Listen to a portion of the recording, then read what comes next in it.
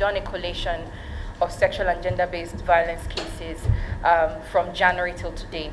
This is what could fit on one sheet.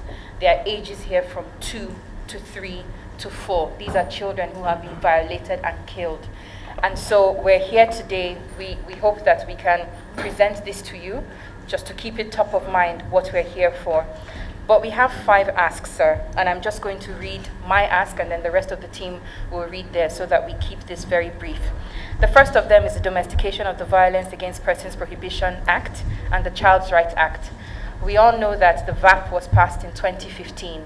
5 years after, there are still only 12 states who have adopted this act.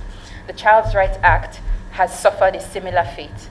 And we know that the VAP is one of the most robust documents in this country addressing sexual and gender-based violence.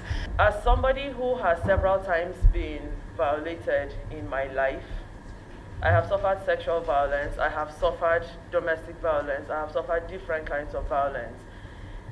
And today I live my life doing things to help victims of sexual violence not to experience the kind of hurt I went through, or to have things better for them. We're not seeing the progress that we deserve to see. Where a lot of the cases don't make it forward. If you try to take inventory of cases now that exist, many of the cases are not documented. Many people are forced to drop the cases when they report the cases. They are blackmailed into dropping the cases. So we want, deliberate criminalization, so that family members who drop cases of sexual violence, sexual or gender-based violence, will be criminalized. States beginning to put their commitment in terms of funding commitment for the sustainability of these services in the states. The services need to be provided free of charge. They are currently being provided free of charge to anybody who has survived sexual violence, who goes there. And to do that, it means that the centers need to be funded and resourced by the state. So we are asking that we can support this platform, as well as other platforms and state governments who want to establish these centers, by providing the technical support and the advice and the guidance as to how they might go about it. Maybe we need to look at legislation to tighten the noose and tighten the definition, even rape.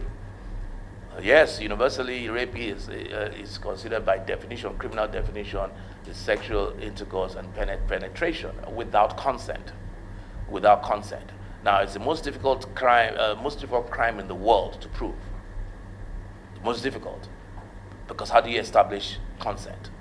Sometimes it's obvious that there was no consent, but sometimes it's a slippery slope, and it's a gray area as to what exactly is consent.